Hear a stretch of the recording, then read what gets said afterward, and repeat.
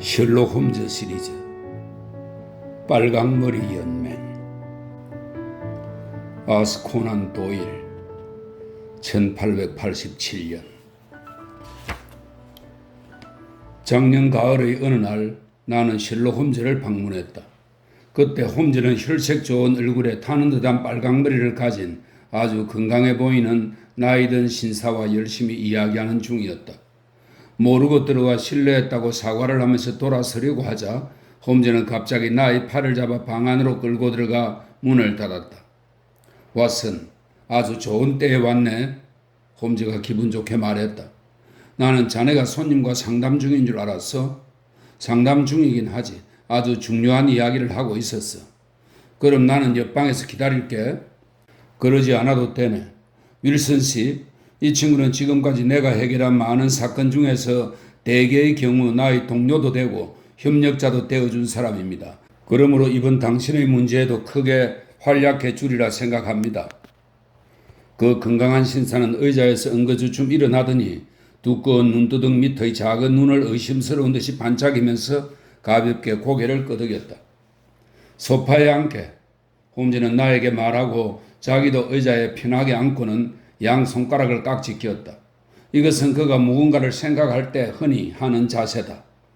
왓슨, 자네도 나와 마찬가지라고 생각하네만 일상생활의 따분한 반복이나 평범한 이야기가 아닌 기이한 일에 대해서 관심을 갖고 있지. 그런 점에서 나의 많은 사건을 기록해 주었고 또 그것들을 조금이나마 장식까지 해준 것을 보면 자네의 관심이 어느 정도인가를 알 수 있지. 자네가 다루는 사건이 재미있었다는 것뿐이었네. 내가 말했다. 언젠가 말했지. 자네도 기억하고 있을 거야. 메어리 스틀랜드 양이 갖고 온 그다지 복잡하지 않은 사건에 손을 대기 전이라고 기억하는데 색다른 감명이라든가 특별한 사건을 경험하고 싶다면 우리들은 그것을 생활에서 찾아야 한다. 생활이야말로 항상 어떤 상상력의 산물보다 더 분방하고 더 기이하기 때문이다 라고 내가 말한 적이 있었지. 나는 그 의견에 찬성할 수 없다고 했네. 그랬지, 왓슨. 하지만 결국 자네는 고집을 꺾고 내 의견에 찬성하게 될 것이네. 왜냐하면 자네의 논거가 사실의 압력에 의해 깨지고 나의 의견이 옳다고 인정할 때까지 나는 자네 눈앞에 실제 이해를 산더미같이 쌓아 놓을 테니까 말이야. 그런데 오늘 아침 제이베스 윌슨 씨가 이렇게 친절하게 찾아와 어떤 이야기를 했는데 지금까지 들은 바로는 근래에 없는 기괴한 이야기가 될 것 같아. 자네도 들은 적이 있겠지만 내 주장에 의하면 이상하고 특이한 사건은 중대한 범죄보다는 오히려 작은 범죄에 관련되어 있는 경우가 많고 실제로 간혹 범죄가 있었는지조차도 의심스럽게 여겨지는 곳에 숨어있는 경우가 있지. 여기에 찾아오신 윌슨 씨의 사건도 지금까지 들은 것으로는 범죄가 있는지 없는지 아직 단언하기 어렵지만 사건치고는 아주 특이해. 윌슨 씨, 실례지만 처음부터 다시 한번 이야기해 주시겠습니까? 왓슨은 첫 부분을 듣지 못했고 나 역시 이야기가 특이해서 사건의 사소한 점까지 자세히 듣고 싶군요. 나는 대개의 경우 사건의 경과는 그 일부만 들어도 나머지는 지금까지 경험해온 사건들에 비추어 대충 짐작을 해왔지만 이번 사건만은 어느 대목도 유추할 수 있는 선례가 없습니다. 그 뚱뚱한 의뢰인은 약간 우쭐해서 가슴을 펴더니 코트 안주머니에서 더럽고 구깃구깃한 신문을 한 장 꺼냈다. 그리고는 그것을 무릎에 올려놓고 구겨진 주름을 펴면서 광고란을 들여다보았다. 그동안 나는 이 신사를 자세히 관찰하면서 친구가 늘 하는 방법대로 복장과 태도 등에서 무언가를 알아내려고 노력해 보았다. 그러나 관찰로 파악한 것은 별로 없었다. 평범하고 비만해서 둔한 느낌이 드는 영국 상인이라는 인상뿐이었다. 입고 있는 옷은 약간 더부룩한 회색 바둑무늬 바지에다 결코 깨끗하다고 할 수 없는 검은 프로코트를 입고 있었는데 앞 단추를 풀어놓고 있었다. 옅은 갈색 조끼에 굵은 노쇠빛 엘부트 시계줄을 감았고 그 끝에는 구멍이 나 있어 네모난 금속 장식으로 매달려 있다. 옆의 의자에는 달아빠진 실크 모자와 옷깃에 붙인 벨벳이 주름 투성이가 된 퇴색한 갈색 외투가 놓여 있었다. 아무리 보아도 눈에 들어오는 것은 타는 듯한 빨강머리와 여전히 무언가 못마땅하다는 듯한 불만스러운 표정뿐이었다. 셜록 홈즈의 빠른 시선이 나에게 쏠렸다. 그리고 물어보는 듯한 나의 눈길과 마주치자 그는 미소를 짓고 머리를 흔들었다. 이분은 옛날에 노동에 종사한 적이 있고 코담배를 이용하며 프리메이슨 회원이고 중국에 다녀온 적이 있고 요즘은 글씨를 많이 썼다는 것은 알 수 있지만 그 이상은 아무것도 하는 게 없네. 제이베스 윌슨은 이 말을 듣고 의자에서 벌떡 일어날 정도로 놀랐다. 그러고는 한쪽 손가락으로 신문을 누른 채 홈즈를 보았다. 도대체 그걸 어떻게 하셨습니까, 홈즈 씨? 윌슨이 물었다. 예를 든다면 내가 노동에 종사했다는 건 말입니다. 사실 그랬습니다. 나는 배 목수부터 시작한 사람이니까요. 당신의 손 말입니다. 오른손이 왼손보다 훨씬 크군요. 당신은 오른손을 주로 쓰는 일을 해왔습니다. 그래서 근육이 발달한 것입니다. 그럼 코담배는요? 프리메이슨 회원은? 그것을 자세하게 설명하는 것은 현명한 당신에게 신뢰되는 일이라고 생각합니다. 당신은 프리메이슨의 엄격한 서열 규칙을 위반하고 호와 컴퍼스로 된 가슴 장식 핀을 달고 있으니까 말입니다. 그렇군요. 깜빡 잊고 있었습니다.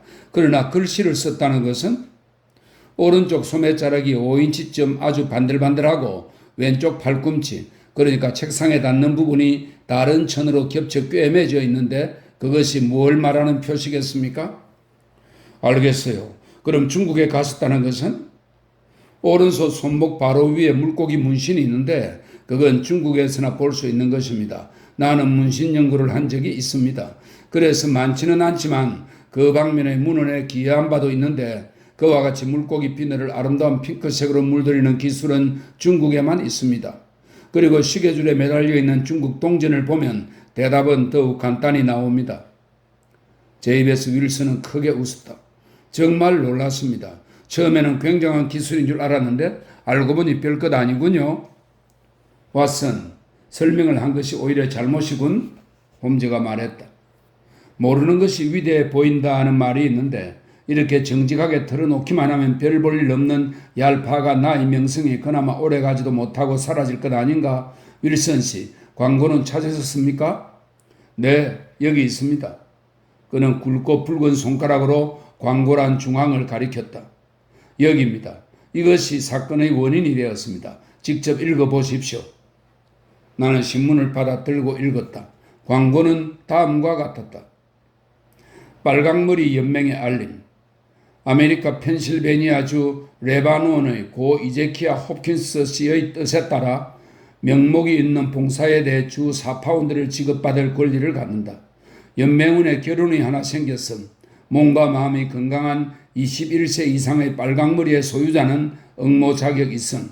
월요일 11시 플리트캅 코트 7번지 연맹사무소 내 덩컨 로스 앞으로 직접 신청 바람. 도대체 이건 무엇이지? 나는 이 기묘한 광고를 2번이나 읽고 나서 소리쳤다. 홈즈는 킬킬거리며 기분이 좋을 때면 늘 하는 버릇대로 의자에 앉은 채 몸을 흔들었다. 이건 흔한 이야기가 아니야. 윌슨 씨, 되도록 자세하게 당신의 사정과 가정 상황, 그리고 이 광고가 당신의 신상에 끼친 영향에 대해 이야기해 주십시오. 왓슨, 자네는 그 신문 이름과 발행일을 메모하게. 1890년 4월 27일 모닝 크로니클. 좋아, 그럼 윌슨 씨. 홈즈 씨, 아까도 말했지만 제이베스 윌슨은 이마에 땀을 닦으며 말했다. 나는 도시의 중심부인 코벅스교에서 작은 전당포를 하고 있습니다. 장사를 한다고는 했지만 전문적인 장사 속도 없고 게다가 요즘은 경기도 없고 해서 그날 벌어 그날 먹는 형편입니다. 전에는 그래도 종업원을 2씩이나 데리고 있었는데 지금은 한 사람뿐입니다. 그 한 사람에게 급료를 줄 만한 벌이도 못하고 있습니다만 다행히 그 사람 하는 말이 급료는 다른 곳에 반만 받아도 좋으니 일만 배우도록 해달라고 해서. 그 기특한 젊은이의 이름은 뭡니까? 홈즈가 물었다. 빈센트 스폴딩입니다만 젊지는 않습니다. 나이는 짐작을 못하겠습니다. 어쨌든 홈즈 씨, 직원으로 그 젊은이만큼 훌륭한 사람은 흔치 않을 겁니다. 마음만 먹는다면 더 좋은 자리도 얻을 수 있고 급료도 내가 주는 액수의 배는 더 받을 수 있을 것입니다. 그러나 본인이 만족해서 있는 것이라면 구태여 내가 그렇게 하라고 말할 것까지는 없습니다. 옳은 말입니다. 표준 이하의 급료로 직원을 고용했으니 당신은 행운아입니다. 요즘은 사람을 고용하는 것도 쉬운 일이 아니니까요. 그 사람도 신문 광고 못지않게 특이한 데가 있군요. 사실 그에게도 나쁜 버릇은 있습니다.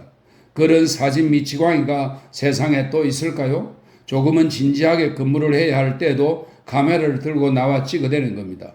그러고는 토끼가 굴 속으로 들어가듯 지하실에 들어가 현상을 합니다. 그것이 그 친구의 결점이지요. 그러나 나쁜 사람은 아닙니다. 전반적으로 봐서는 일을 잘하는 편이니까요.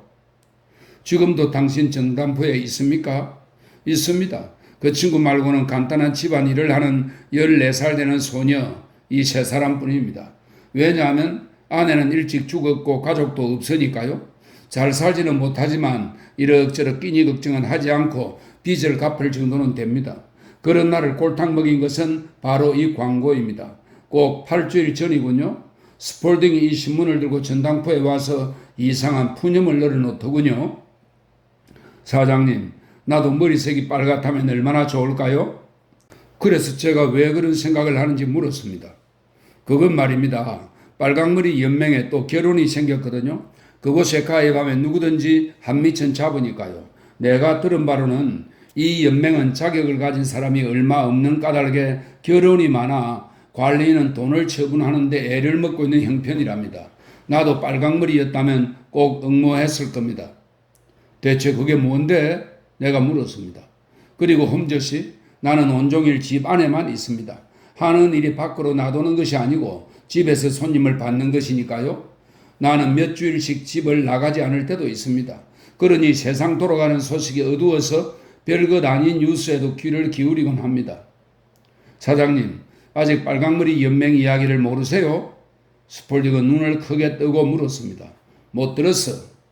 이상하군요. 완전한 조건을 갖추신 분이 그걸 모르다니. 거기 들어가면 좋은 게 생기기라도 하나? 물론이죠. 1년에 200파운드밖에 안 되지만 하는 일이 간단해 본업에 지장이 없어요. 이 말을 듣고 나는 귀가 솔깃해져서 마음이 움직였답니다. 요즘은 장사도 시원치 않은데 1년에 200파운드나 부수입이 생긴다고 하니 마음이 움직이지 않을 수 있겠습니까? 그 얘기를 자세히 해주게. 내가 말하자 지구는 광고를 보여주었습니다. 사장님이 직접 읽으시면 아실 테지만 연맹에 자리 하나가 비었는데 자세한 내용을 문의할 곳이 여기 나와 있습니다. 내가 들은 바로는 아메리카의 백만장자 이제키아 홉킨스라는 별난 사람이 이 연맹을 만들었다고 하더군요. 이 사람은 어찌나 머리가 빠르겠는지 그만 빨강머리에 대해 깊은 동정심을 갖게 되었답니다. 그래서 죽을 때 유산 관리인에게 큰 재산을 맡기고는 거기서 나눈 이자로 자기처럼 빨강머리를 가진 남자에게 간단한 일을 시키고 돈을 주라는 유언을 했답니다. 소문에 의하면 하는 일은 아주 간단한데 급료는 어김없이 나온다는 거예요. 하지만 연맹에 가입을 원하는 빨강머리가 몇만 명은 될 게 아닌가? 사장님이 생각하는 것만큼 많지는 않아요. 왜냐하면 응모자는 런던에 사는 사람이어야 하고 게다가 어른이어야 하니까요. 이 아메리카인은 젊었을 때 런던이 출세의 발판이 되었기 때문에 그 그리운 도시의 은혜를 갖고 싶다는 겁니다. 그리고 빨강머리라고는 했지만 색이 좀 흐리거나 검은색이 들어간 빨강은 낙제고 정말 불타는 것처럼 반짝이는 빨강머리라야 됩니다. 사장님, 만일 신청을 하신다면 그곳에 얼굴을 내미는 것만으로도 충분합니다. 돈이 몇 푼 안 된다면 몰라도 1년에 200파운드 이상이나 되잖아요. 떨어져도 밑져야 본전이니까요. 보시는 바와 같이 내 머리는 이렇게 새빨개서 이 정도면 경쟁을 한다 해도 누구한테도 지지 않을 자신이 있었습니다. 빈센트 스폴딩은 연맹에 대해 아는 게 많은 것 같아 도움이 될지도 모른다는 생각을 하고 그날은 일찍 전당포 문을 닫고 같이 가자고 했습니다. 그도 가게를 일찍 닫는다니까 아주 좋아했습니다. 우리는 문을 닫고 광고에 나와 있는 주소를 찾아갔습니다.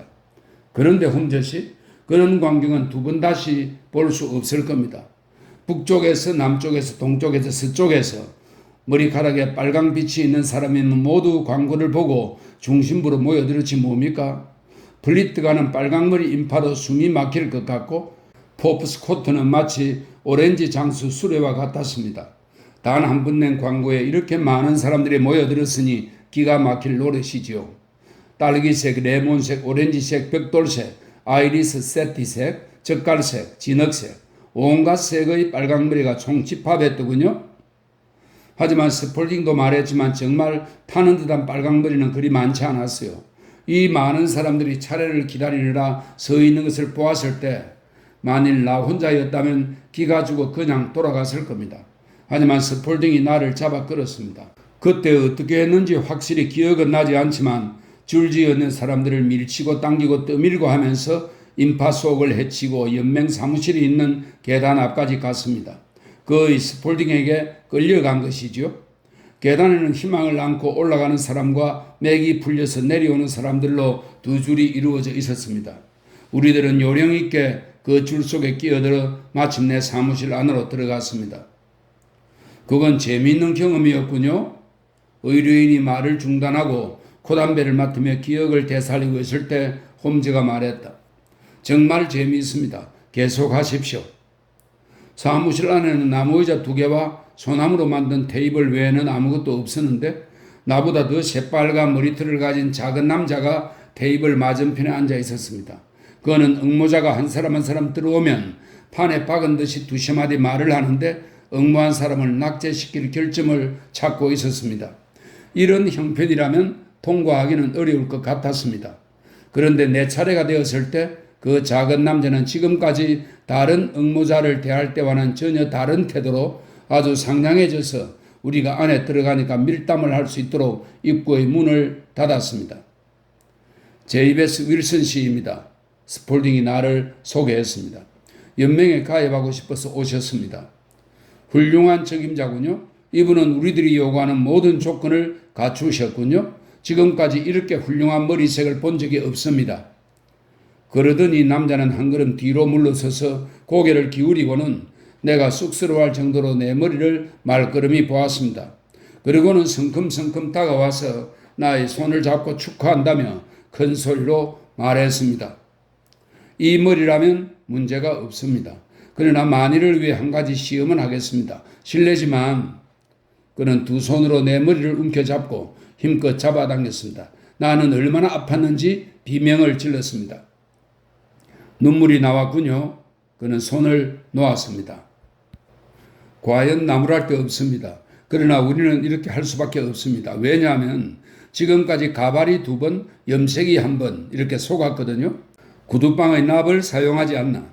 그런 예를 말하려면 끝이 없습니다. 정말 생각하면 생각할수록 인간에 대한 환멸만 생깁니다. 그 남자는 창가로 가서 합격자가 결정되었다고 크게 소리쳤습니다.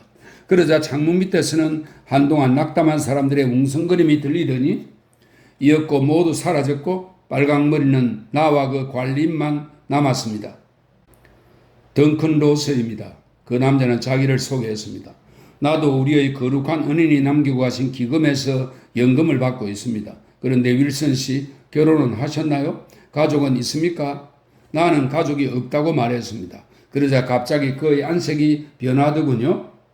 난 자군, 그가 심각하게 말했습니다. 사실 우리 연맹의 기금은 빨강머리의 사람을 보호하는 것뿐 아니라 자손의 번영을 도모하기 위해 있습니다. 당신이 독신이라니 참으로 유감입니다. 홈즈 씨, 이 말을 듣고 나는 결국은 떨어졌다고 생각해서 실망했답니다. 그런데 상대는 2, 3분 동안 생각을 하더니 괜찮겠다고 말했습니다. 다른 사람이라면 이 결점이 어쩔 수 없는 결격 사유가 되지만 당신처럼 훌륭한 머리를 갖고 계신 분에게는 우리도 양보하지 않을 수 없군요. 그럼 언제부터 우리 일을 해 주시겠습니까? 그것이 좀 곤란하거든요. 나는 가게가 있었어요. 내가 말했습니다. 아, 그런 것은 상관없어요, 사장님. 빈센트 스폴딩이 옆에서 말했습니다. 내가 대신 보면 되지 않겠습니까? 근무 시간은 어떻게 됩니까? 내가 물었습니다. 10시부터 2시까지입니다. 홈즈 씨, 전당포는 대개 초저녁 장사이고 특히 급여일 전날인 목요일과 금요일이 바쁩니다. 그러니 10시부터 2시 사이라면 영업에 아무런 지장이 없는 시간입니다. 게다가 스폴딩은 착한 사람이라 가게를 맡기도 안심이군요. 그렇다면 좋습니다. 그런데 급료는 얼마입니까? 내가 물었습니다. 일주일에 4파운드입니다. 하는 일은 말이 일이지 별것 아닙니다. 너무 막연해서 감이 잡히지 않는군요. 그렇군요. 근무 시간에는 사무실에 적어도 이 건물 안에 있어야 합니다. 만일 장소를 이탈하면 당신은 영원히 이 지위를 잃게 됩니다. 유언장에 그렇게 명시되어 있습니다. 근무 시간에 한 걸음이라도 밖에 나가면 규칙 위반입니다. 하루에 4시간이니까 외출할 일은 없겠죠? 내가 말했습니다. 어떤 이유도 용납되지 않습니다. 병이 나도 급한 일이 있어도 기타 어떤 급한 이유도 안 됩니다. 덩컨 로스 씨는 저에게 단단히 일러두었습니다. 사무실에 있느냐 파면되느냐 둘 중의 하나입니다. 할 일은 대형 백과사전을 옮겨 쓰는 겁니다. 저기 책장에 한 권이 있습니다. 잉크와 펜과 앞지는 본인이 갖고 와서 합니다만 이 테이블과 의자는 사용해도 좋습니다. 내일 오시겠습니까? 물론이죠. 내가 대답했습니다. 그럼 제이베스 윌슨 씨, 오늘은 이만 돌아가십시오. 이 얻기 어려운 지위를 획득하신 행운을 다시 한번 축하드립니다. 로스 씨는 고개를 숙여 인사를 하고 나를 배웅했습니다. 나는 스폴딩과 함께 집으로 돌아왔는데 무슨 말을 해야 좋을지 또 무엇을 해야 좋을지 모를 만큼 나는 나의 행운을 기뻐했습니다. 그리고는 온종일 그날 아침에 있었던 일만 생각했는데 밤이 되자 다시 맥이 풀렸습니다. 어떤 목적으로 이런 짓을 하는지는 몰라도 어쨌든 장난이 아니면 사기라는 생각이 들었기 때문입니다. 도대체 이런 유언을 할 사람이 있을까? 대형 백과사전을 뺏기는 따위의 어린애 장난 같은 일에 누가 그 많은 돈을 내놓는단 말인가? 나는 도저히 믿을 수 없었습니다. 빈센트 스폴딩은 옆에서 나에게 용기를 주려고 애를 쓰고 있었는데 나는 잠자리에 들었을 때는 완전히 체념한 상태였습니다. 그러나 다음날 아침이 되자 어쨌든 가보자는 마음이 들었습니다. 그래서 작은 잉크병과 그 위 깃털 펜과 폴스캡 페이퍼 7장을 구입해 포프스 코트에 갔습니다. 깜짝 놀랐죠. 아니 기뻤습니다. 모든 게 어제 이야기와 같았거든요. 책상이 놓여 있고 덩컨 로스 씨는 내가 일을 시작하는 것을 확인하러 와 있었던 것입니다. 그리고 나에게 A 항목부터 뺏기라고 하고는 나갔는데 그 뒤에도 나의 근무 상태를 보기 위해 가끔 돌아오고는 했습니다. 2시가 되자 그만 가도 좋다면서 내가 쓴 종이를 보고 친절하게 칭찬을 해 주었고 내가 나오자 문에 자물쇠를 채웠습니다. 그런 뒤부터 매일 같은 일을 되풀이했지요. 홈즈 씨. 그리고 토요일이 되자 관리인 로스 씨가 와서 일주일 급료로 소울린 금화 4개를 주었습니다. 그 다음 주도 또 그 다음 주도 그러했습니다. 나는 매일 아침 10시에 출근을 해서 2시에 돌아옵니다. 덩컨 로스 씨는 나중에 아침에 한 번밖에 얼굴을 내밀지 않더니 얼마쯤 지나니까 아예 나타나지도 않았습니다. 하지만 언제 나타날지 모르니 나는 사무실에서 한 걸음도 나가지 않았지요. 생각해 보십시오. 일은 쉽고 급료는 많고 하니 해고당할 서툰 짓을 할 수 있겠어요? 이렇게 8주가 지나갔습니다. 나는 알파벳 순서로 열심히 써가며 조금만 더 쓰면은 B로 들어가게 된다고 신이 나 있었습니다. 폴스케 페이퍼 값으로도 적지 않은 돈이 나갔습니다. 내가 쓴 종이로 선반 하나가 가득 찼습니다. 그때입니다. 갑자기 일이 끝나고 말았습니다. 끝나다니요? 그렇습니다. 그것도 오늘 아침에 말입니다. 보통 때와 같이 10시에 출근해 보니까 문은 닫혀 있고 자물쇠가 채워져 있었는데 문 가운데 네모난 작은 종이가 핀으로 꽂혀 있었습니다. 이것이 그것입니다. 한번 읽어보십시오. 윌슨은 편지지 크기의 하얀 판지를 내밀었다. 거기에는 다음과 같은 글이 써 있었다. 빨강머리 연맹을 해산함. 1890년 10월 9일. 홈즈와 나는 이 쌀쌀맞은 성명서와 그 뒤에 도사리고 있는 분하다는 듯한 얼굴을 물끄러미 보고 여러 가지를 생각해야 한다는 것도 있고서 무엇보다도 이 사건의 우스꽝스러움 때문에 그만 폭소를 터뜨리고 말았다. 그게 뭐가 우습죠? 의뢰인의 얼굴은 불빛 같은 머리털이 난 언저리까지 시뻘개졌다. 웃기만 할 뿐 아무것도 할 수 없다면 나는 다른 곳으로 가겠소. 진정하세요. 홈즈는 반쯤 일어났다가 다시 앉으며 큰 소리로 말했다. 이런 사건은 절대로 놓치지 않겠습니다. 정말 신기하고 재미있는 사건입니다. 그러나 실례지만 조금 우습기도 합니다. 이 종이가 문에 붙어 있는 것을 보고 당신은 어떻게 하셨습니까? 깜짝 놀랐죠. 어떻게 해야 좋을지를 몰라 그 건물 안에 있는 다른 사무실에 이것저것 물어보고 다녔는데 그것에 대해 알고 있는 사람은 한 명도 없었어요. 마지막으로 1층에 살고 있는 회계사인 집주인한테 가서 빨강머리 연맹은 어떻게 되었냐고 물었더니 그런 연맹 이야기를 들어본 일조차 없다는 대답이었습니다. 그래서 덩컨 로스 씨는 어떤 인물이냐고 물으니까 그런 이름도 처음 듣는다는 것입니다. 4호실 남자입니다. 4호실? 그렇다면 머리가 빨강 사람 말이군요. 네. 그 사람은 윌리엄 모리스 변호사입니다. 새 사무실을 마련하는 동안 임시로 그 방을 쓰고 있었습니다.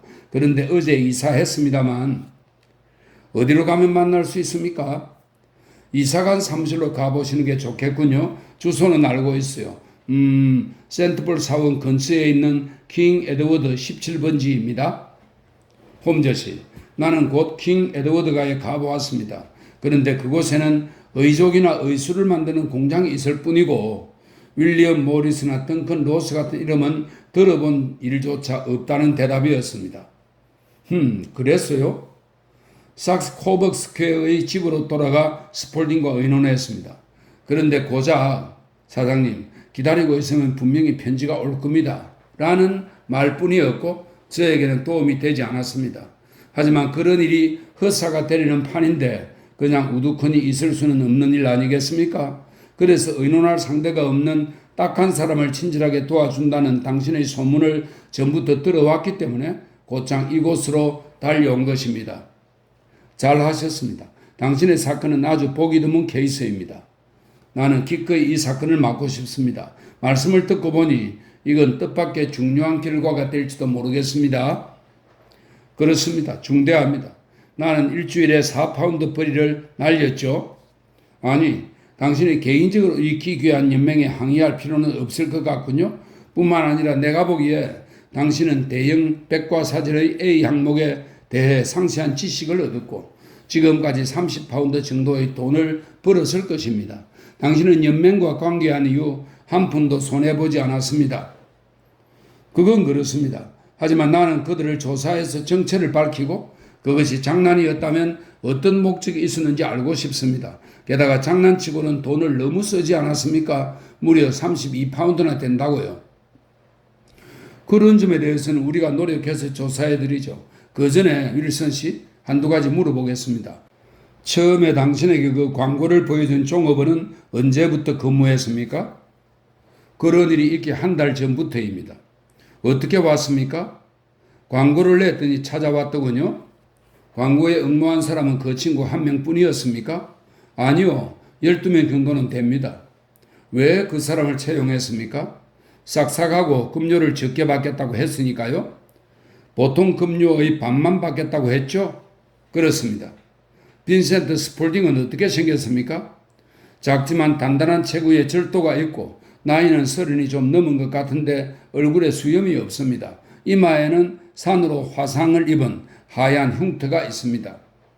홈즈는 어지간히 흥분한 듯 의자에 앉음새를 고쳤다. 그럴 줄 알았습니다. 그 남자의 귀에 귀걸이 구멍이 있는 걸 보셨습니까? 보았습니다. 어릴 때 집사가 뚫어준 구멍이라고 하더군요. 홈즈는 신음하듯 숨을 내쉬고는 다시 깊은 생각에 잠겼다. 그 남자는 지금도 전당포에 있습니까? 네, 내가 나올 때 있었으니까요. 당신이 없을 때도 장사를 열심히 합니까? 장사를 할 것도 없지요. 오전은 거의 할 일이 없으니까요. 잘 알았습니다, 윌슨 씨. 지금 같아서는 며칠 안으로 해결이 될 것 같군요. 오늘은 토요일이니까 월요일까지는 일의 전말을 밝혀드리겠습니다. 왓슨, 자네는 이 사건에 대해서 어떻게 생각하나? 사건의 의뢰인이 나간 뒤 홈즈는 내게 물었다. 전혀 모르겠어. 정말 기괴한 사건이야. 일반적으로 사건이 수수께끼 같을수록 그 성질은 단순한 거네. 평범한 얼굴이 기억하기도 어렵듯이 평범하고 특징이 없는 사건일수록 까다로운 법이지. 그러나 이 사건은 빨리 처리하지 않으면 안 되네. 어떻게 처리할 작정인가? 담배를 피우겠네. 이건 담배 3대를 피울 시간은 걸려야 할 것 같아. 50분 정도는 말을 걸지 말게. 홈즈는 의자 위에서 몸을 구부려 앙상한 무릎을 매부리 코의 앞에까지 들어 올리더니 검은 사기 파이프를 괴조의 뿌리처럼 입에다 물고는 눈을 감았다. 이었고 나는 홈즈가 잠이 든 줄 알고 나도 꾸벅꾸벅 얕은 잠에 빠지기 시작했는데 그때 갑자기 그는 문제 해결의 열쇠를 얻은 듯이 의자에서 일어나 파이프를 벽난로 선반 위에 놓았다. 오후부터 세인트 제임스 홀에서 사라사테의 연주가 있네. 어때 왓슨? 진찰이 바쁘지 않으면 2-3시간 정도 나와 함께 할 수 있겠나? 오늘은 한가해. 내 직업은 별로 시간에 쫓기지 않으니까. 그럼 모자를 쓰고 오게. 처음엔 시내에 들러서 갈 테니까 어디 가서 점심을 먹지. 프로그램을 보니 독일 음악이 많은 것 같더군. 나는 이탈리아나 프랑스 음악보다 독일 음악이 더 좋아. 독일 음악은 사색적이거든. 나는 지금 조용히 사색을 하고 싶네. 왓슨, 가세. 우리들은 올드 스케이트까지는 지하철로 갔다. 거기서 내려 조금 더 걸으니까 오늘 아침에 우리가 들은 기괴한 이야기의 현장인 코벅 스퀘어에 닿았다. 그곳은 좁고 너절하며 벅슬슬한 거리였다.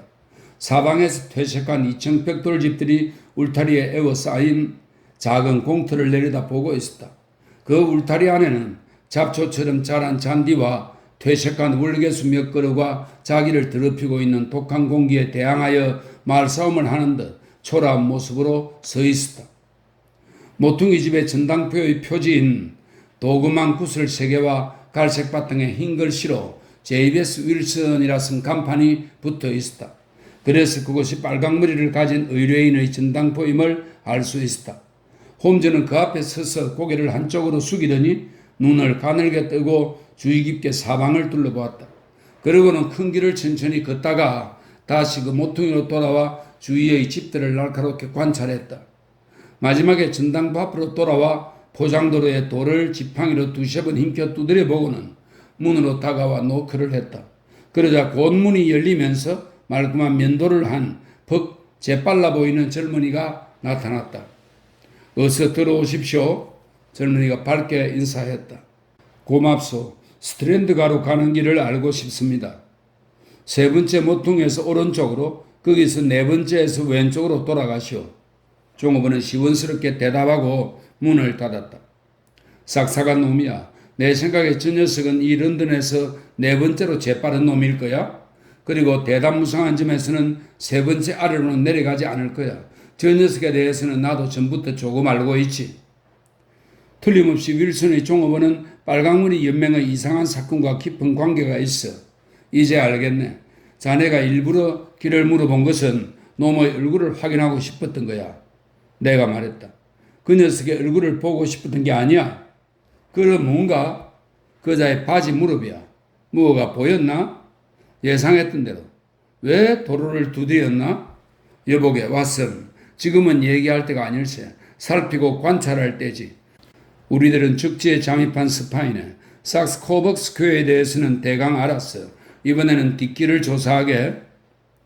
뒷골목 거리인 sak스 코벅 스퀘어에서 모퉁이를 하나 돌아서 나온 길은 그 스퀘어에 비하면 그림의 안팎만큼이나 차이가 있었다. 그곳은 시내의 교통을 북부와 서부로 유도하는 대동맥과 같은 곳이다. 나가고 들어오는 마차, 2줄기로 흐르는 많은 승객과 화물 때문에 교통 체증이 빈발했고 보도는 보도대로 오가는 사람의 물결로 검어지고 있었다. 아름다운 상점과 훌륭한 사무실의 처마를 잇대고 있는 광경을 보고 있으면 여기가 방금 우리가 다녀온 그 우중충하고 너절한 거리와 등을 맞대고 있는 곳이라고는 도저히 믿어지지가 않았다. 자, 이 거리의 건물 배치 순서를 잘 기억해 두세. 런던에 대해 정확한 지식을 갖고자 하는 것이 나의 취미야. 어디 보자. 모티머 상점, 담배 가게, 신문 판매소, 시티앤서브밴 은행 코벅 지점, 채식 레스토랑, 맥파렌 마차 제조 창고라. 이것으로 이 구획은 끝나고 다음으로 이어지는군. 자, 왓슨, 우리 일은 끝났으니 이번에는 기분풀이나 하러 가세. 샌드위치에다 커피 한 잔을 마시고 나서 바이올린의 나라로 가는 거야. 그곳에는 섬세한 감미로움과 조화가 있을 뿐 빨강머리 손님에게 붙들려서 기이한 질문에 시달림 당할 걱정 같은 건 하지 않아도 되네. 홈즈는 열렬한 음악 애호가이다. 그 자신이 능숙한 연주 솜씨를 가지고 있을 뿐 아니라 뛰어난 작곡가이기도 하다. 그날 오후 내내 그는 맨 앞줄에 앉아 지극한 행복에 잠겨 음악의 멜로디에 맞추어서 길고 가느다란 손가락을 느긋하게 움직이고 있었는데 그 조용한 미소나 꿈꾸는 듯이 나른해 보이는 눈은 철저하게 훈련된 경찰견, 예리하기가 칼날 같은 탐정 홈즈에게는 어울리지 않는 것이었다. 홈즈라는 특별한 개성 속에는 두 종류의 성질이 번갈아 우열을 다투고 있는데 내가 보는 바로는 그의 극단적인 엄격함이나 민첩함은 이따금 그의 정신 내부에 충만해 있는 시적, 명상적 성향에 대한 반동이 아닌가 생각된다. 그는 이와 같은 성향의 진동 때문에 극단적인 이완에서 실증을 모르는 정력의 충만으로 변하여 간다. 그리고 나는 잘 알고 있지만 며칠씩이나 안락의자에 맥없이 기대한 자 저 큰 곡을 만들거나 오래된 서적을 읽거나 하고 있을 때야말로 그는 참으로 두려운 사나이가 되는 것이다. 그러면 갑자기 새로운 활동력이 솟아올라 그 멋진 추리력이 마치 직감이라 해도 좋을 정도로 작용하여 익숙하지 못한 사람에게는 그가 인간 이상의 지능을 갖고 있는 게 아닌가 하는 의심까지 드는 것이다. 그날 오후도 나는 세인트 제임스 홀에서 그가 음악의 포로가 되어 있는 것을 보고 그가 눈독을 들이고 있는 놈들에게 바야흐로 크나큰 위기가 다가가고 있음을 느꼈다. 왓슨, 집으로 갈 건가? 그럴 걸세. 나는 잠시 할 일이 있네. 코벅 스퀘어 사건은 심각해. 왜 심각하다는 건가? 엄청난 범죄를 음모하는 놈이 있네. 그러나 그것을 막을 수 있는 시간 여유는 충분해. 그렇게 확신할 만한 근거가 있다네. 하지만 오늘이 토요일이기 때문에 문제가 약간 복잡해지지 않을까 모르겠군. 오늘 밤 자네의 도움이 필요할지도 몰라. 언제가 좋을까? 10시쯤이 좋겠네. 그럼 그때 베이크가에 가 있겠네. 좋아, 왓슨. 위험할지도 모르니까 군용 권총을 주머니에 넣고 오게. 홈즈는 손을 흔들면서 몸을 빙글 돌리더니 금세 군중 속으로 자취를 감추었다. 나는 내가 남들보다 둔하다고는 결코 생각하지는 않지만 셜록 홈즈를 상대하고 있으면 언제나 나의 어리석음 때문에 환멸을 느낀다. 이번 일만 하더라도 나는 그와 함께 이야기를 들었고 같은 것을 보았지만 홈즈는 지금까지의 사건 경과뿐만 아니라 이제부터 일어날 일까지 분명하게 내다보는 것 같다. 이와는 반대로 나는 사건의 전모가 지금까지도 아리송하기만 하고 수수께끼인 채로 남아있다. 마차로 캥싱턴의 집으로 돌아가는 도중 나는 대형 백과사전을 베껴선 빨강머리가 들려준 이상한 이야기에서부터 sak스 코벅 스퀘어를 조사하러 간 것, 헤어질 때 홈즈가 한 불길한 말에 이르기까지 모든 것을 다시 생각해 보았다. 오늘 밤의 모험은 무엇을 의미하며 왜 권총을 준비해야 하는가? 어디로 가서 무엇을 하는가? 홈즈가 암시한 바로는 그 전당포의 멀쩡하게 생긴 종업원은 흉악한 사나이로 깊은 음모를 꾸미고 있는 것 같다. 나는 이 수수께끼를 풀어보려 했지만 결국 포기하고서는 밤이 되어 만사가 분명해질 때까지 있기로 했다. 9시 15분에 집을 나선 나는 파크를 지나 옥스퍼드가를 통과하여 베이크가로 나갔다. 홈즈의 집 현관 앞에는 2대의 이륜 마차가 2대 기다리고 있었다. 내가 복도에 들어가니까 위층에서 말소리가 들려왔다. 방에 들어가자 홈즈는 두 남자와 무언가 진지하게 이야기하고 있었는데 그 한 사람은 전부터 알고 있는 경찰청의 피터 존스였다. 또 한 사람은 마른 몸에 키가 크며 침울한 얼굴을 한 남자로 반짝거리는 실크 모자를 들고 역겨울 정도의 고급 프로 코트를 입고 있었다. 이제 다 모였군. 왓슨, 경찰청의 존스를 알고 있겠지. 이분은 메리웨더씨, 밤의 모험에 참가하시네. 홈즈는 재킷의 단추를 채우고 선반에서 수렴용 채찍을 내리면서 말했다. 왓슨 씨, 서로 힘을 모아 잘해봅시다. 존스는 좀 거만하게 말했다. 홈즈 씨는 짐승을 몰아가두는 솜씨가 뛰어나죠. 남은 일은 잘 훈련된 개가 꼼짝 못하는 짐승을 물어오듯 조수 노릇만 하면 됩니다. 잡아보니까 기러기 한 마리였다는 결과나 되지 않았으면 좋겠군요. 메리웨더가 무뚝뚝하게 말했다. 안심하고 홈즈 씨를 믿어도 좋습니다. 이분에게는 남이 생각하지 못하는 독특한 방법이 있습니다.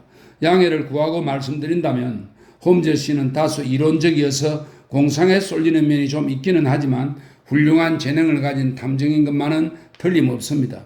지금까지 한두 번, 예를 들면 숄터 살인사건이나 에그라 보물사건 같은 것에는 전문가인 경찰보다도 더 정확히 진상을 파악했다 해도 과언이 아니죠. 존스 씨, 당신이 그렇게 말씀하신다면 틀림없겠죠? 오늘 처음 대면을 한 메리웨더는 존스의 말에 곧 동의했다. 하지만 전 카드를 못하게 되어서 유감입니다. 토요일 밤에 카드를 하지 않는 것은 27년 만에 처음입니다. 아무튼 두고 보십시오. 홈즈가 말했다. 오늘 밤에 있을 당신의 승부는 지금까지의 승부와는 달라서 많은 돈이 걸려 있습니다. 게다가 아슬아슬한 도박이죠. 메리웨더 씨, 당신이 건 돈은 3만 파운드입니다. 존스, 자네는 오랫동안 추적한 범인을 체포하게 될 걸세. 존 클레이는 살인, 절도, 화폐 위조, 위조화폐 사용 등의 범인입니다. 메리웨더 씨, 놈은 아직 새파란 나이인데도 범죄라면 무엇든지 전문가입니다. 나는 런던의 악장 중에서 우선 이놈에게 수갑을 채우고 싶습니다. 존 클레이는 무시무시한 놈입니다. 할아버지는 왕실 혈통인 공작이고 그 자신도 이튼과 옥스퍼드 대학까지 다녔습니다. 손재주가 있고 머리도 좋아 놈의 범행 장소에는 언제나 흔적만 있을 뿐 놈의 소재를 파악할 만한 단서는 전혀 찾을 수 없었죠.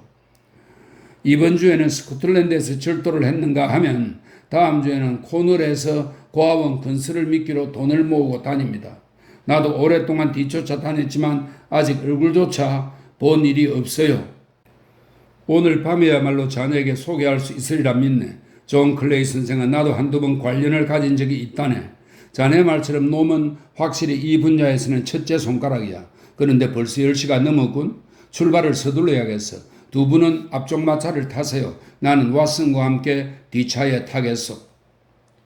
마차에 오르자 셜록 홈즈는 말없이 의자에 깊숙이 기대앉아 그날 오후의 음악회에서 들은 곡을 흥얼거리고 있었다. 우리는 가스등이 비치는 미군과 같은 거리를 오래 달려 파링던가로 나갔다. 거의 다 왔어. 앞차에 있는 메리웨더는 은행 중력인데 이 사건에 직접 관계가 있지. 그리고 나는 존스도 이 일에 참여하는 것이 좋다고 생각했네. 경찰관으로서의 능력은 신통치 않지만 나쁜 친구는 아니야. 용감하기로는 불도 못지 않아서 한번 붙잡았다 하면 바닷가재처럼 놓치는 일이 없는 큰 장점이 하나 있네. 자, 다 왔네. 앞차에 두 사람이 기다리고 있겠지? 그곳은 오늘 아침에 우리가 왔던 번화가였다. 마차를 돌려보내고 우리는 메리웨더의 안내로 좁은 골목을 지나 그가 열어준 문 안으로 들어갔다. 안에는 짧은 복도가 있고 그 끝에 튼튼하게 만든 철문이 있었다. 그 문을 열고 나선형 돌계단을 내려가자 그 막다른 곳에 또한 엄중한 울타리가 있었다.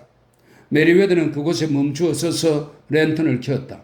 그리고 우리를 안내하여 흙냄새 나는 캄캄한 통로를 지나 세 번째 문을 열더니 지하실 같기도 하고 동굴 같기도 한 방에 들어가는데 그 방의 벽면에는 나무 상자와 커다란 상자가 길게 쌓여 있었다. 위에서 습격을 받을 염려는 없군요. 홈즈는 랜턴을 높이 치켜들어 주위를 둘러보면서 말했다. 밑에서 봐도 끄떡 없습니다. 메리웨더는 대답한 뒤에 지팡이로 바닥에 깔려있는 돌을 두드리면서 말을 계속했다. 왠지 소리가 허전한걸. 그는 놀라는 얼굴이 되었다. 조용히 하십시오. 당신은 벌써 우리들의 원정이 성공하는데 상당한 상처를 주고 있습니다. 미안하지만 방해가 되지 않게 저 상자에 앉아 있으시오.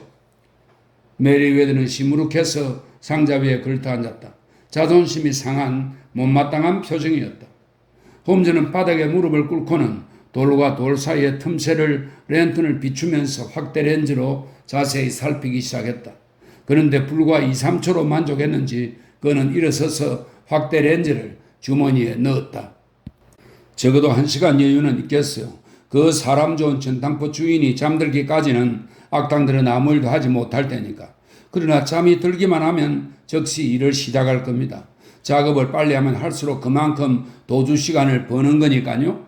왓슨, 여기는 자네도 이미 짐작하고 있겠지만 런던에서 손꼽히는 큰 은행의 시내 지점 지하실이야. 메리웨더 씨는 이사니까 런던 제1의 대단무쌍한 악당이 지금 왜 이 지하실에 눈독을 들이고 있는지 설명해 주실 것이네. 그것은 프랑스 금화 때문입니다. 그걸 노릴지도 모른다는 예감은 몇 번인가 들었습니다. 프랑스 금화를 말입니까? 그렇습니다. 우리는 몇 달 전에 자본금을 늘리려고 프랑스 은행으로부터 나폴레옹 금화 3만 매를 차입했습니다. 그런데 그 금화가 봉암도 뜯지 않은 채 지금 이 지하실에 잠자고 있다고 소문이 떠돈 것입니다. 내가 앉아있는 상자 속에는 납호일로 산 나폴레옹 금화가 한 상자에 2,000매씩 들어 있습니다. 이만한 금화 보유량은 일개 지점으로서는 흔치 않은 일인데 중력들도 이 문제로 골치를 앓고 있습니다. 당연합니다. 자, 우리도 미리 작전을 짜둡시다. 1시간 아니면 사건이 클라이맥스에 이르리라 생각합니다. 메리웨더 씨, 그때까지는 이 랜턴에 덮개를 씌워 두어야 합니다. 어둠 속에 앉아 있는 겁니까? 어쩔 수 없습니다. 마침 카드 한 벌을 주머니에 넣어 가지고 왔고 두 사람씩 한 조가 되어 있으니 당신이 좋아하는 카드를 오늘 밤에도 할 수 있겠군요. 그러나 적들의 업무가 꽤 많이 진행된 것 같아 불을 켜면 위험합니다. 먼저 우리 위치를 정해둡시다. 보통 대담한 놈들이 아니니까 우리가 미리 잠복하고 있다고 해도 각별히 조심하지 않으면 다칠 수 있습니다. 나는 이 상자 뒤에 숨어 있을 테니 당신은 그쪽에 숨으십시오. 그리고 내가 놈들에게 랜턴을 비추면 재빨리 뛰어나가십시오. 왓슨, 만일 놈들이 총을 쏘면 뒷일은 생각 말고 쏘아도 좋네. 나는 권총의 방아쇠를 세워 몸을 숨기고 있는 나무 상자 위에 놓았다. 홈즈는 랜턴에 덮개를 씌워 주위를 캄캄하게 했는데 나는 지금까지 겉으로 깊은 암흑은 본 적이 없다. 금속이 달아오르는 냄새로 우리는 바로 코앞에 등불이 있어서 유사시에는 그것이 즉시 빛을 낸다는 것을 알고 있었다. 나는 강한 기대와 불안 때문에 신경이 날카로웠으므로 갑자기 캄캄해진 동굴의 차고 눅눅한 공기 속에 무언가 답답하고 위압적인 것이 숨어있는 듯한 느낌이 들었다. 도망갈 길은 한 군데뿐입니다. 건물 안을 지나 sak스 코벅 스퀘어로 나가는 길뿐이죠. 존스, 부탁한 대로 수배해 두었습니까? 정문에 경사와 순경 둘을 잠복시켜 놓았어. 그럼 구멍은 완전히 틀어막은 셈이군. 이제 조용히 기다리기만 하면 됩니다. 정말로 길었다. 나중에 홈즈와 이야기를 해보고 알았지만 그때 흘러간 시간은 1시간에 불과했다. 그러나 나에게는 이미 밤이 지나고 아침 해가 뜰 만큼 시간이 흐른 것처럼 느껴졌다. 나는 최대한 움직이는 걸 억제하고 있었으므로 손발이 저려서 막대기처럼 무감각하게 되었다. 그러나 신경은 극도로 긴장하여 청각이 아주 날카로운 상태였고 네 사람의 조용한 숨소리가 들릴 뿐 아니라 덩치가 큰 존스가 깊고 무겁게 들이마시는 소리와 은행 중력의 한숨소리 같은 숨소리까지도 분간해서 들을 수 있었다. 내가 숨어있는 곳은 상자 너머로 지하실 바닥과 직선을 이루고 있었다. 갑자기 빛 한 줄기가 들어왔다. 처음에는 돌바닥 위에 도깨비 불같이 반짝거리는 정도였다. 그러나 차츰 크게 뻗어나와 노란 빗줄기가 되고 다시 아무런 기척도 없이 바닥에 틈새가 생기는 듯 하더니 거기서 여자의 손 같은 하얀 손이 나타나 빛이 미치는 좁은 범위의 한복판을 더듬거리고 있었다. 1분 아니면 그보다 몇 초 더 지났으리라. 그 손은 손가락을 꿈틀거리면서 방바닥 위로 더 많이 솟아올랐다. 그러더니 갑자기 손이 사라지면서 돌바닥의 틈새를 나타내는 푸르스름한 광채만 남기고 주인은 다시 암흑으로 돌아왔다. 그러나 손이 사라진 것은 잠깐뿐이고 이윽고 물체가 부서지는 요란한 소리가 나면서 커다란 흰 돌 하나가 젖혀지더니 뻥하니 뚫린 네모난 구멍에서 랜턴 불빛이 들어왔다. 그러더니 그 구멍에서 이목구비가 번듯한 젊은 얼굴이 떠올라 주위를 날카롭게 둘러보았다. 이어 구멍의 양쪽을 붙들고는 어깨까지 나타나고 다시 허리 그리고 한쪽 무릎을 가장자리에 걸쳤다. 다음 순간 마침내 구멍 밖으로 완전히 올라와서는 뒤의 동료를 끌어올렸는데 그도 먼저 남자처럼 몸매가 작고 날씬하며 얼굴이 창백했다. 새빨간 머리는 흥크러져 있었다. 괜찮아. 끌과 가방은 갖고 왔겠지. 안 되겠다. 아차 뛰어내려. 빨리 하지 않으면 교수대에 매달린다. 그때 셜록 홈즈가 뛰어나가 수상한 남자의 들미를 잡았다. 또 한 놈은 구멍으로 뛰어들었으나 존스에게 상의 자락을 움켜잡혀 옷이 찢어지는 소리가 났다. 권총의 총신이 반짝 빛났으나 홈즈의 채찍이 세차게 손목을 때렸기 때문에 권총은 덜컥하고 돌바닥에 떨어졌다. 헛수고야 존 클레이, 이젠 도망갈 구멍이 없어. 홈즈가 온화한 목소리로 말했다. 그런 것 같군. 그러나 동료는 도망친 것 같은데 코트 조각만 남기고 말이야. 상대는 아주 침착하게 말했다. 세 사람이 문 밖에서 기다리고 있지. 오, 꽤 치밀하게 손을 쓴 것 같군. 칭찬해 주겠어. 우리야말로 자네에게 감탄하고 있다네. 홈즈가 말했다. 자네의 빨강머리 연맹은 기발하고 효과적인 착상이었어. 같은 패거리도 곧 만나게 될 거야. 존스가 말했다. 구멍에 떨어지는 건 나보다 잘하는 것 같군. 손을 내놔. 수갑을 채워주지. 네 놈의 불길한 손으로 만지지 마. 수갑을 채우자 범인이 말했다. 네 놈은 모르겠지만 내 혈관에는 왕실의 피가 흐르고 있단 말이야. 그러니 나한테 말할 때는 서라든가 황공하옵니다라고 공대를 해야 한다. 알았네. 존스는 눈을 크게 뜨고 킬킬 웃으면서 말했다.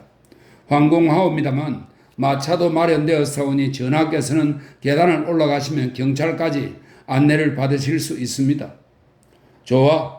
존 클레이는 침착한 태도로 말했다.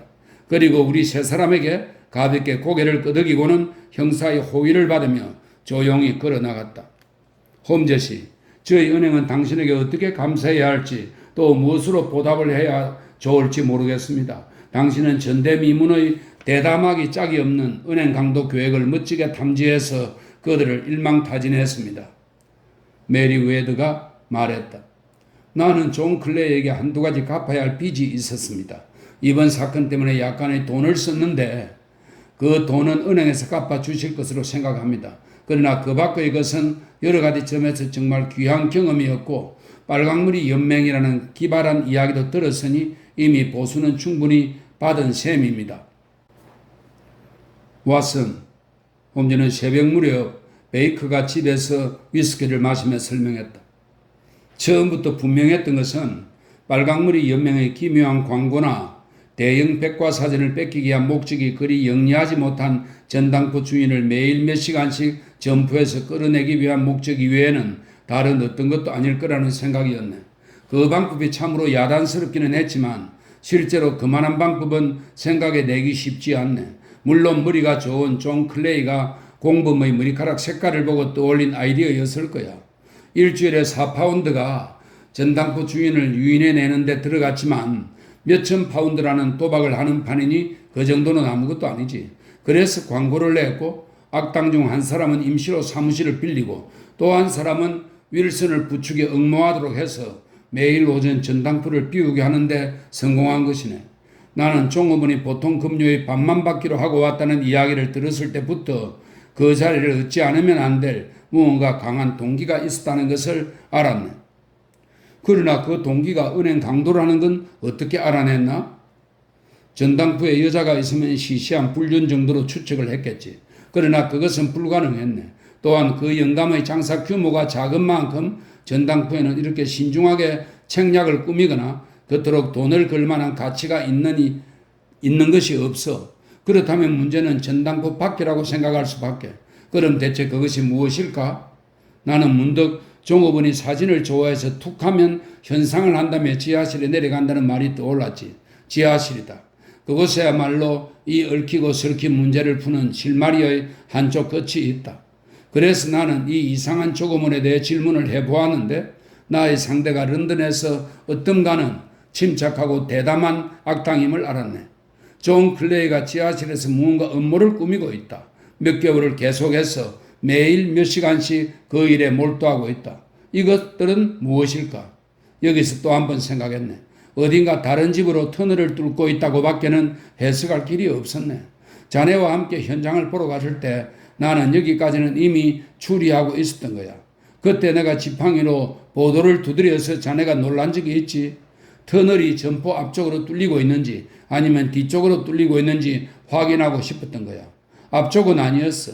그래서 나는 배를 울렸던 것인데 내가 바랐던 대로 종업원이 나오더군. 나는 그와 전에 두세 번 작은 싸움을 한 적이 있지만 서로 얼굴을 마주 대한 적은 없었어. 그때도 얼굴은 거의 쳐다보지 않았지. 알고 싶은 것은 무릎이야. 자네도 그놈의 무릎이 많이 닳았고 더러워져 있다는 것을 깨달았을 걸세. 며칠씩 굴을 봤다는 증거지. 이제 남은 것은 단 하나. 그들이 무슨 목적으로 굴을 파느냐였네. 나는 거리 모퉁이를 돌아가 보고 시티앤 서브밴 은행이 전당포와 등을 맞대고 있다는 것을 발견하고 문제를 해결했다고 생각했지. 음악회 뒤 자네는 마차로 돌아갔지만 나는 경찰청에 들렀다가 은행의 중력을 방문했지. 그리고 결과는 자네가 본 대로네. 그들이 오늘 밤에 일을 한다는 것은 어떻게 알았나? 그건 말이야. 그들이 빨강머리 연맹의 사무실을 닫았을 때 그때가 제임스 윌슨이 전당포에 있어도 방해가 안 된다는 신호였을 걸세. 바꾸어 말하면 터널이 완성된 거야. 그러니 한시라도 빨리 일을 끝낼 필요가 있었겠지. 터널이 발견될 염려도 있고 그 말을 다른 곳으로 옮길 수도 있기 때문이지. 그리고 또 토요일이 가장 유리하다는 점은 도망치는데 이틀의 여유가 있다는 것이지. 이런 까닭으로 나는 오늘 밤에 틀림없이 결행할 것이라고 단정했지. 멋진 추리야. 길고 긴 추리의 실이 처음부터 끝까지 정확하게 이어져 있어. 나는 진심으로 감탄했다. 덕분에 심심풀이를 했네. 홈즈는 하품을 하고 나서 말했다. 아, 또 그것이 엄습해 온다. 내 일생은 평범한 단조로움에서 도망치려는 끊임없는 노력의 연속이야. 가끔 이런 조촐한 사건이 있기 때문에 다소 숨통이 트이지만 그리고 자네는 인류의 은인이네. 결국 그런지도 모르지만 귀스타프 플로베르가 조르스 상드에게 써보낸 말이 있네. 인간은 허무하고 예술이야말로 전부다.